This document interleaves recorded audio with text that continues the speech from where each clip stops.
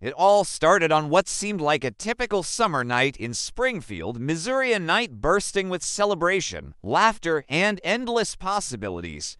On June 6, 1992, to best friends Susie Streeter, just 19, and Stacy McCall, 18, were riding high after graduating from Kickapoo High School. Can you imagine the buzz in the air? It was warm, electric, and filled with that classic teenage excitement. They hopped from one graduation party to another, snapping photos, sharing hugs, and dreaming about their bright futures. Susie had her heart set on becoming a hairdresser, just like her mom, while Stacy was aiming for the stars with dreams of modeling.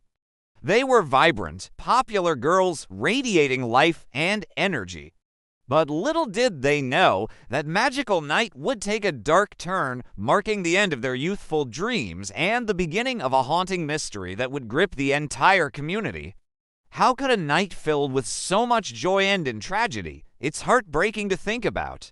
When friends showed up at the house the next morning, all excited to grab Susie and Stacy for a fun day at the water park, they were hit with an eerie vibe. Everything felt way too still, almost like a scene from a movie. The cars were parked outside, just sitting there as if everyone was home, but the front door was wide open. Stepping inside, they noticed the women's purses casually resting in the living room, money, credit cards, and IDs just hanging out untouched. Their clothes from the night before were neatly folded, and their jewelry was still laid out, sparkling in the light. And then there was Susie's dog, Cinnamon, pacing around, barking nervously, clearly sensing something was off. It was also unsettling, right? Susie lived in this cozy, one-story house with her mom, Cheryl Levitt. Cheryl was such a gem, 47 years old and a well-loved hairdresser in the community, known for her warm heart and that comforting, motherly vibe. You could just tell she was the kind of person who made everyone feel at home.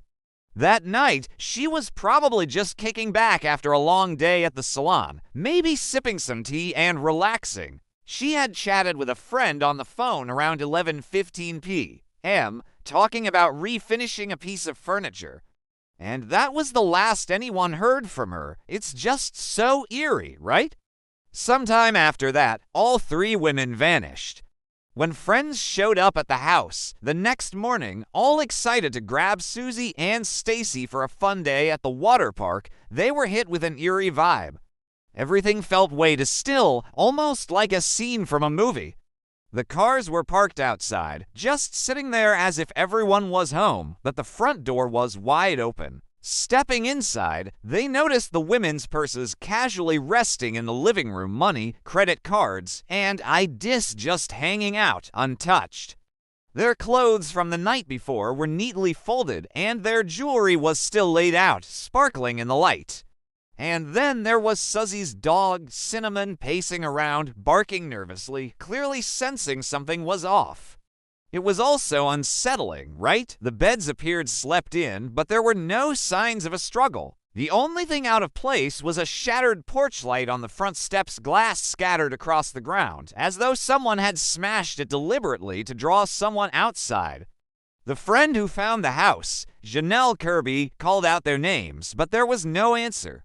She even cleaned up the broken glass on the porch, thinking she was helping.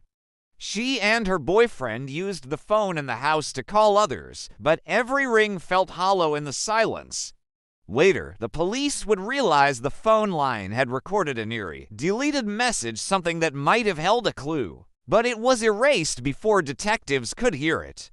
One small act of innocence that may have erased the key to everything. When police arrived, they were overwhelmed. They didn't just find an empty home, they found the scene of a disappearance that made no sense. 3 women, gone without a trace. No forced entry, no blood, no chaos. Just an unlocked door and a sense that something terribly wrong had happened. At first, they hoped the women had gone on an unexpected trip, maybe just left to get away for a while. But within hours, that hope dissolved. They didn't take clothes. They didn't take their purses. They didn't take the dog. Every clue screamed that they hadn't planned to leave. The investigation quickly became one of the largest in Missouri's history. Helicopters searched nearby woods and rivers. Officers combed abandoned houses. Volunteers distributed thousands of flyers. The media flooded Springfield, calling the disappearance the Springfield Three, but the more police searched, the less sense anything made. Theories began to pile up. Some believed the women were abducted by someone they knew, someone who managed to gain their trust or catch them off guard. The lack of forced entry hinted that they might have opened the door willingly. Others believed there were two perpetrators, maybe more, given how efficiently the abduction was carried out. It's hard enough to subdue one adult, let alone three. One of the strongest suspects was Robert Craig Cox, a convicted kidnapper and suspected murderer who had lived in Springfield at the time.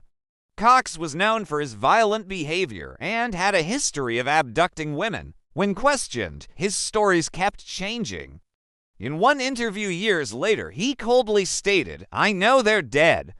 I know what happened to them." When asked how he knew, he smirked and said, "I just know." He refused to say anything more, claiming he'd only tell the full story once his mother passed away. But investigators never found hard evidence tying him to the women, just his unsettling confidence. Then there were others. A man who claimed he had dreams about where the bodies were buried. A psychic who led officers to abandoned wells. A neighbor who said she heard a strange noise, something like a muffled scream at 4 a.m., but every tip led to a dead end. Every promising lead unraveled into nothing. As weeks turned to months, the house on East Delmar Street became a symbol of haunting silence. People drove by just to stare at it, the place where 3 lives had vanished in the dark. The dog Cinnamon was eventually adopted by family, but she was never the same, constantly pacing and whining near the door. Over time, small details began to eat away at investigators. The broken porch light, the phone message, the open front door. The fact that Cheryl's bed looked as though she'd been pulled from it mid-read, her book left open as if she planned to return to it in just a minute. It was as if someone came quietly, efficiently, and took them all at once. Years later, a new lead emerged. In 2007, a man claimed the women's bodies were buried beneath a concrete parking lot near Cox Hospital. He said he'd been told this by someone involved in the crime. Investigators used ground-penetrating radar and found 3 anomalies beneath the concrete large enough to be human graves. But the owners of the lot refused excavation, saying the business disruption would be too great. The city backed off, and the supposed graves remain sealed under asphalt to this day. 30 years have passed, and the Springfield Police Department still gets calls about the case. Each anniversary, flowers and candles appear outside the old house. A few locals swear they've seen shadows in the windows or lights flickering in the empty rooms. Others say they've heard faint voices calling out, especially in the dead of night when the wind picks up through the neighborhood. Theories continue to multiply: serial killer, human trafficking, police cover-up. Every possibility sounds insane until you remember that 3 women truly did vanish without a sound, without a clue, from the safety of their own home: Susie, Stacy, and Cheryl. A daughter, a mother, a best friend. 3 faces frozen in time. The police still call it an open investigation, but everyone in Springfield knows the truth. After all these years, no one expects them to be found alive.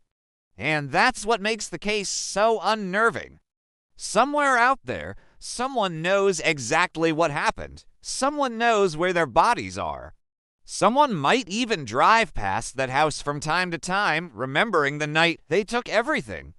And yet, they've never spoken, never confessed, never left a trace. Springfield never really recovered. The town changed locks were added, blinds were closed, and the sense of safety evaporated overnight. Every creak in the floor, every unexplained sound outside carried a whisper of that mystery. The Springfield Three remain one of America's most haunting unsolved disappearances. A reminder that evil doesn't always announce itself with screams or blood. Sometimes it slips quietly through an unlocked door in the middle of the night and leaves nothing behind but silence.